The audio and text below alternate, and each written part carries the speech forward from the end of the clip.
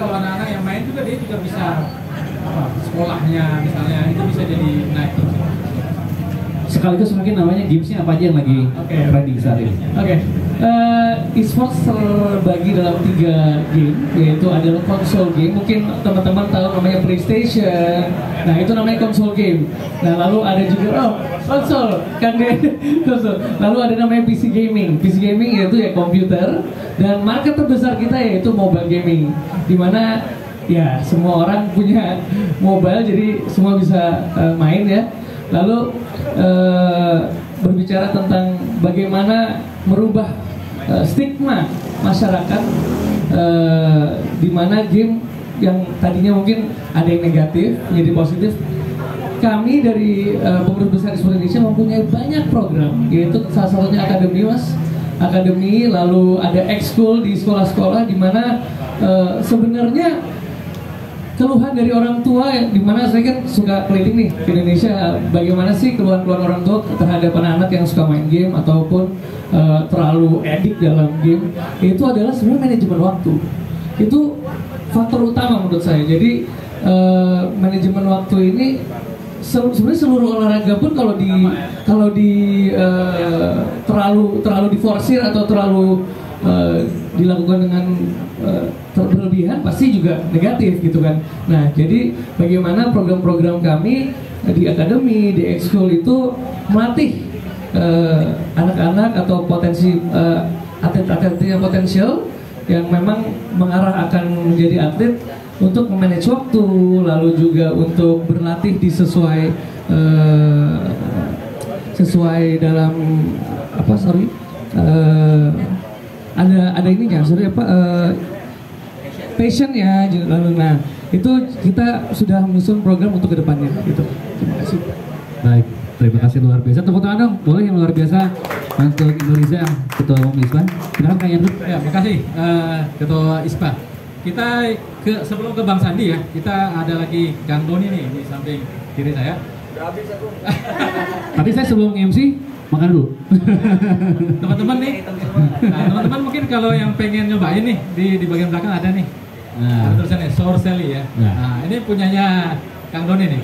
Nah, Kang Doni kalau kita lihat di Google nih kan, ini kan ceritanya Kang Doni ini kan jatuh bangun ya. Dulu pernah bisnis sampai gagal, utang sekian miliar ya kalau saya baca itu kan. Nah, ini gimana proses sampai bisa mengembangkan produk apa namanya seperti ini ya, Sorcelli yang kemudian sekarang outletnya sekarang berapa? 60 lebih ya? Atau Sorcelli grupnya udah lebih dari 200. Udah lebih 200. Itu gimana tuh proses kreatifnya sampai bisa kayak gitu kan? Kita di sini pasti pengen juga tahu nih pengalamannya Kang Doni seperti apa. Silakan. Halo, selamat sore teman-teman semua. Assalamualaikum warahmatullahi wabarakatuh.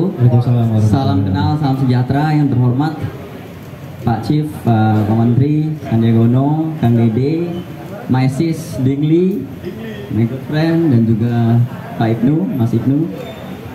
Salam kenal, saya Doni. Jadi kalau ngobrol tentang industri kreatif, saya adalah pelaku industri kreatif yang sudah masuk ke tahun 15 tahun ini.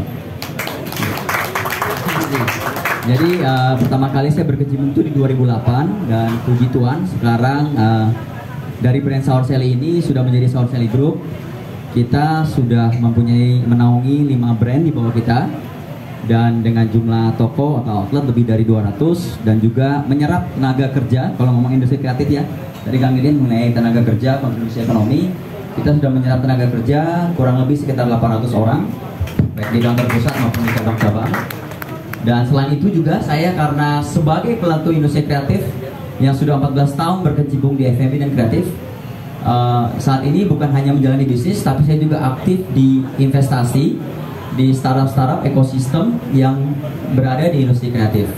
Saya salah satunya di industri e-sport, saya juga adalah sebagai salah satu shareholder di EVOS e-sport, ya, Harman Haris ya, jadi Harman. Jadi selain itu saya juga aktif sekarang di level board of advisor di BeShare. Kalau teman-teman sudah tahu BeShare sebagai crowdfunding digital investment platform, sebagai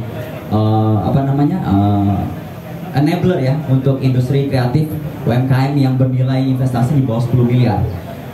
Selain itu juga saya aktif di Ratu Nusa sebagai advisor, sebagai fund yang mendorong industri kreatif untuk woman founder. Jadi untuk yang co-foundernya adalah woman. Jadi kalau melihat perjalanan saya Pak, betul sekali saya udah 14 tahun di sini, di industri ini, dan memang challenge-nya sangat besar. Jadi teman-teman kalau semuanya yang rata-rata saya yakin pasti di sini semua berada di industri, mungkin di industri kreatif juga. Salah satu hal terutama di dalam industri kreatif adalah kreatif. Inovasi kreatif ya. Jadi kreatif itu karena dunia kreatif itu seperti air mengalir. Saya selalu tekankan kepada diri saya dan juga tim yang ada di seluruh di kantor, di Halpo maupun di Outlet, apa yang telah kita capai hingga saat ini itu adalah bagus prestasi, tapi tidak menjamin kesuksesan kita untuk berkembang ke masa depan. Intinya adalah di dalam industri kreatif tidak ada yang pasti, jadi sangat mengalir, sangat terus dinamis, dan itulah yang terus memacu kita untuk selalu memikirkan selangkah atau 2 langkah lebih depan. Jadi kurang lebih seperti itu. Jadi kalau dengan topik kejatuhan dulu sempat, itulah yang terjadi di tahun 2011. Brand pertama saya Saur Sally saat itu sudah sempat sampai 25 outlet, dan hari ini Saur Sally 72 outlet, Saur Sally brand sendiri. Pasarnya berubah, marketnya berubah. Kalau di F&B ada masa jenuh ya, masa bosan dari customer. Jadi itu yang sempat jatuh, itu yang sempat berpikir bahwa menyadarkan saya bahwa industri kreatif itu kita terus harus memikirkan terus apa nih,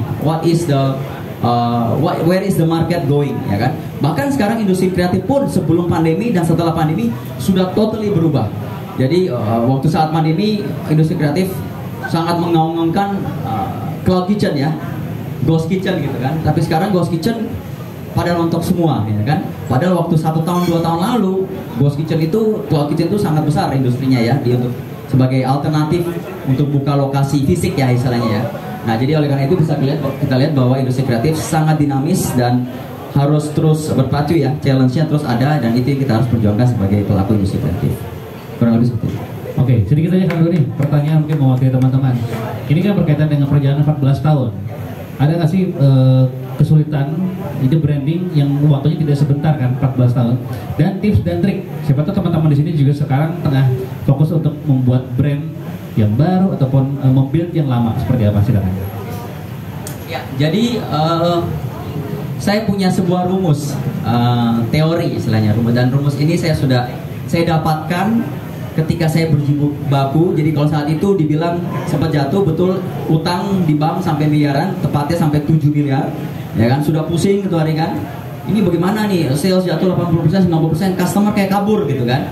Nah saat itu masa-masa kelam 2011-2012 itu, karena 2 tahun pertama kan Saur Sally sangat bagus, antrian panjang ya kan, pada heboh semuanya ya kan. Sampai itu saya berjibaku, saya mempelajari segala macam, bertemu dengan teman-teman hebat, ikut seminar ya kan. Akhirnya saya mempelajari bahwa saya menyadari dan saya come up with this theory untuk teman-teman pelaku industri kreatif, bahwa industri kreatif itu terutama yang berhubungan dengan F&B, yang makanan dan minuman, fase industri kreatif itu terdiri dari 3 fase. 3 fase utama yang kita harus sadar sebagai pelaku industri kreatif makanan minuman itu, kita berada di posisi mana nih produk kita, atau bahkan brand kita. Sebelum jadi brand kan dimulai dari produk ya. Ketika produknya sudah mulai mature, orang udah mulai kenal brandnya, ya kan? Lebih bagus orang kenal brandnya aja gitu. Produknya, kalau bisa produknya udah di mana-mana gitu kan. Nah oleh karena itu Saur Sally sekarang jadi grup, karena Saur Sally-nya kita mengambil sebagai tolak punggung di awal, mulai kita pakai brand Saur Sally. Jadi 3 fase itu terdiri dari fase pertama adalah fase trend atau hype, atau sekarang bahasa kerennya adalah viral. Kita lagi ngetren nih, karena sosial media serba viral ya. Semua pengen viral ya kan, semua pengen viral, yang viral tuh yang laku gitu kan, apalagi di industri makanan dan minuman. Nah tapi kita lupa bahwa kalau di fase pertama ini, pada fase tren atau viral, umurnya nggak panjang. Umurnya tergantung produknya, ada yang 3 bulan, ada yang 6 bulan, ada yang 1 tahun ya.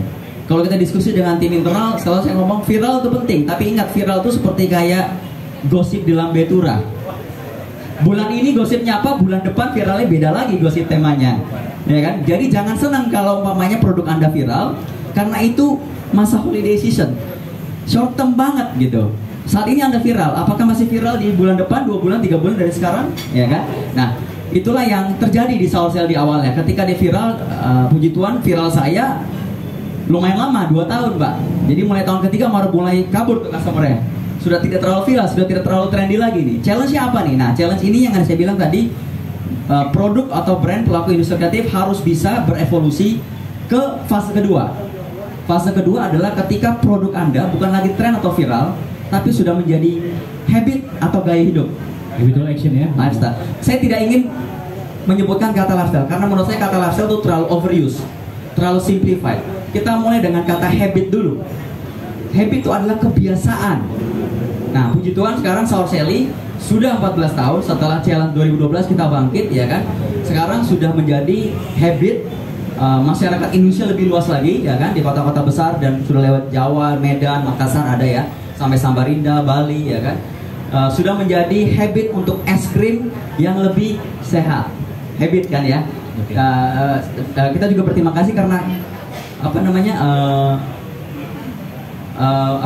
awareness untuk mengkonsumsi yang lebih sehat sudah lebih meningkat di masa sekarang. Nah, betul, cocok dengan Indonesia. Jadi fase kedua itu adalah habit. Jadi Sourcell sekarang udah 14 tahun. Kalau saya bilang brand yang bisa bertahan atau produk bisa 14 dan terus growing. Dan sekarang Sourcell sangat growing. Tahun 2022 adalah tahun terbaik kita di seluruh 14 tahun itu. Karena kenapa? Karena industri health, awareness health memang lagi growing gitu. Dan final moment yang ketiga? Yang ketiga adalah fasenya ketika ini yang menurut saya paling susah. Dan tidak semua produk atau semua brand bisa masuk, yaitu ketika produk atau brand tersebut sudah menjadi budaya atau culture dari negara tersebut. Kalau kita ke Jepang contohnya, yang kita cari makanan apa? Sushi dan lain-lain misalnya. Betul. Karena Jepang memang budayanya sushi. Ya kan? Kalau kita ke Singapura kita carinya makan apa? Laksa chicken rice. Kalau orang luar negeri ke Indonesia yang dicari makanan apa? Bisa sate, bakso ya. Itu adalah kultur budaya Indonesia. Jadi kalau sudah bisa, dan kalau bisa bilang Pak, tapi susah banget dong, nggak semua produk bisa kultur budaya. Bisa. Contohnya, saya kasih contoh ya. Bakso, bakmi. Kalau kita teliti kata-katanya, sekarang bakso kan bakso Medan, bakso Solo, bakso Makassar. Kalau kita teliti katanya, kata bak sendiri, kalau translasi bahasa Chinese ya mohon maaf ya, bak itu adalah non halal, ya kan? Gumpalan daging, ya kan? So itu gumpalan daging dan bak itu adalah pork, ya kan? Bakute contohnya bak itu pork ya Pak ya. Tapi through times dengan waktu, ya kan? Bisa menjadi culture. Lahirlah bakso daging, bakso ikan, bakso Solo dan bakmi juga demikian. Bakmi Bangka, bakmi Makassar dan lain-lain. Nah, jadi ketika produk itu sudah menjadi culture, itu sudah tidak bisa digerakkan karena itu sudah jadi budaya. Butuh sebuah transisi luar biasa terhadap negara tersebut. Contohnya Indonesia, mohon maaf, dari negara yang mayoritas Muslim menjadi mayoritas negara lain mungkin. Itu suatu transisi culture yang luar biasa besar ya. Nah, itu butuh yang kayak gitu supaya produk tersebut tidak lagi menjadi culture atau budaya dari negara tersebut. Jadi kurang lebih seperti itu. Tepuk tangan yang luar biasa sekali lagi untuk Brando Pramono, CEO dari Sourcelly.